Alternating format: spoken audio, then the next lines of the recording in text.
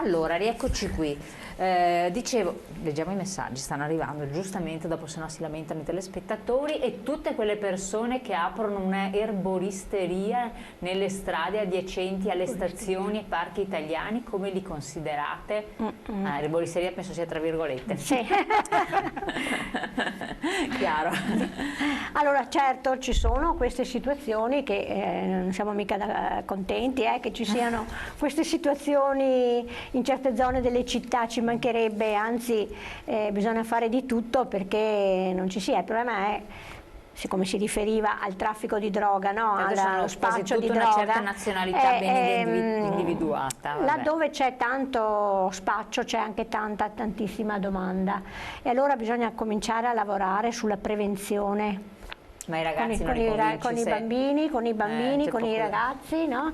Capire perché c'è tutto questo disagio sociale, individuale, per cui si ha bisogno di evadere, no? In paradisi artificiali per affrontare la vita, e questo è il problema. Poi dietro allo spaccio sappiamo quante illegalità, no? Ci sono le mafie, c'è un mondo incredibile, e noi siamo i primi veramente come SPIE, come CGIL a voler combattere insomma queste situazioni, ci mancherebbe. Produzione del PIL, vedevamo prima, quindi di ricchezza da parte degli stranieri, che ovviamente stiamo parlando di quelli che pagano le tasse, che lavorano regolarmente, che sono inquadrati, che possono essere messi in regola insomma col sistema.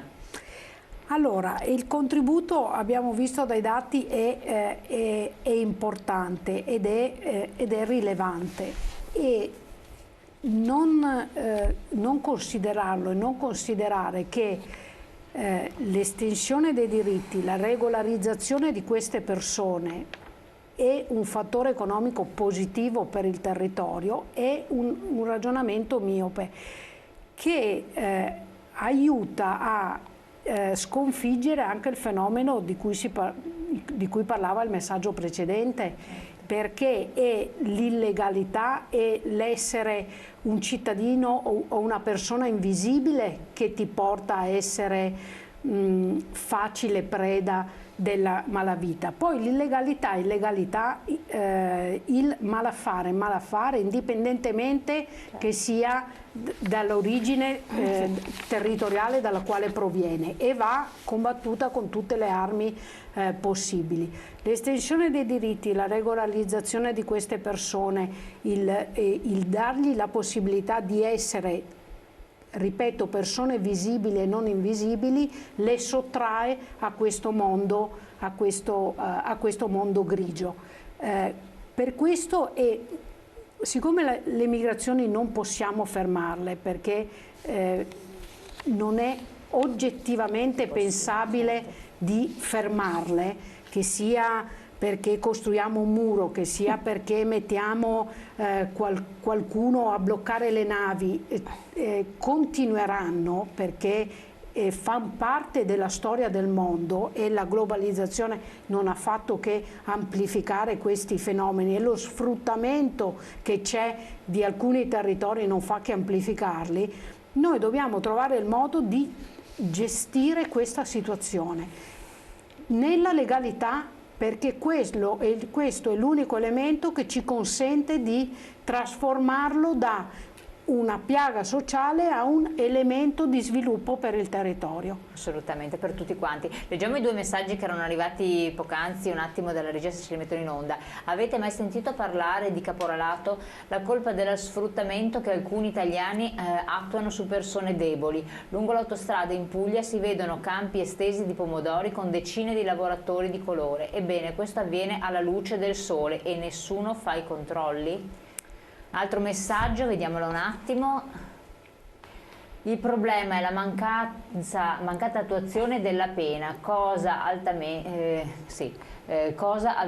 volta da certi governi. Li prendono, ma 24 ore dopo sono liberi. Questo era relativamente alla delinquenza, sì, al fattore, ma questo è vero, i spacciatori prendono, dopo vanno fuori, o chi delinque è fuori, certezza della pena zero, quindi, e però il problema gravissimo, tornando al caporalato, esiste. Esiste anche qua, esiste qua. Anche qui da noi. E appunto l'altro giorno c'è stato questo arresto nel Rodigino, no? del Polesine, in cui c'è in molti... Assolutamente sì, è molto... soprattutto appunto in certi settori, no? Nell'agricoltura. Parliamo poi delle cooperative che sfruttano tantissime signore pagandole pochissimo, straniere soprattutto, e anche quelle poche italiane che sono costrette a ricorrere, sì. E quello è un'altra forma di sfruttamento, anche questo purtroppo. Pensiamo ai fatti di cronaca legati al sito di Porto Marghera, quello è un'altra forma di caporalato. Ma sempre di quello stiamo parlando. Ma lì c'è poco da fare cultura, lì sono persone delinquenti, poi la cultura non ne frega niente, è il business. E io volevo allacciarmi col discorso delle, anche dicevo cooperativo o quant'altro, a chi sta più vicino nelle nostre famiglie. Quindi sempre stranieri? Sì, straniere perché per l'80% sono straniere. Ed è un fenomeno che è apparso, si può dire, improvvisamente nel nostro territorio, soprattutto qua al nord, a fine anni 90, primi anni del 2000, no? Improvvisamente ci siamo resi conto che c'era questa figura, queste donne che erano nelle case a fianco dei nostri familiari non autosufficienti, e un numero incredibile, no? Ed era un modo che hanno avuto le famiglie in quel periodo di arrangiarsi, perché sono cambiate insomma le composizioni familiari, no? Non più la famiglia patriarcale, sempre più donne che sono entrate nel mondo del lavoro, giustamente, e quindi è un servizio pubblico, il pubblico, che non è riuscito a stare al passo con i cambiamenti demografici, no? Rispetto a questo fenomeno, e quindi a dare servizi in grado di seguire le persone più fragili, le persone non autosufficienti. Strutture di ricovero, case di riposo, il numero assolutamente irrisorio, ma d'altra parte là c'entra anche un altro problema, il costo. Il costo elevato. Non adeguatezza delle strutture, sì, secondo me, per le esigenze. E quindi soprattutto nei primissimi anni queste donne erano proprio delle persone invisibili, in nero, la stragrande maggioranza, e poi però un po' alla volta, proprio perché era emerso in maniera forte, in maniera evidente questa cosa, si è anche provveduto ad adeguare i contratti delle colf, inserendo la figura anche dell'assistente familiare, che sarebbe poi la cosiddetta badante, proprio quella che segue le persone più in difficoltà, e via via ha anche cercato di venire incontro, perché l'anomalia di questo rapporto di lavoro è che il datore di lavoro è magari la persona non autosufficiente o familiare, no? Non è come un'azienda, con tutto ciò che comporta, perché il rapporto che si crea tra chi cura e chi è curato poi diventa anche un rapporto di tipo più intimo, no? Un rapporto affettivo che mette in gioco sentimenti, emozioni, sensibilità, quindi veramente è un rapporto di lavoro da prendere con le pinze, e in più vanno anche aiutati i datori di lavoro in questo senso, no? Perché se queste svolgono un servizio che dovrebbe fare il servizio pubblico, no? Dobbiamo anche mettere in condizione le famiglie di poterlo affrontare dal punto di vista economico. Ci sono vengono date alle famiglie delle sovvenzioni, no?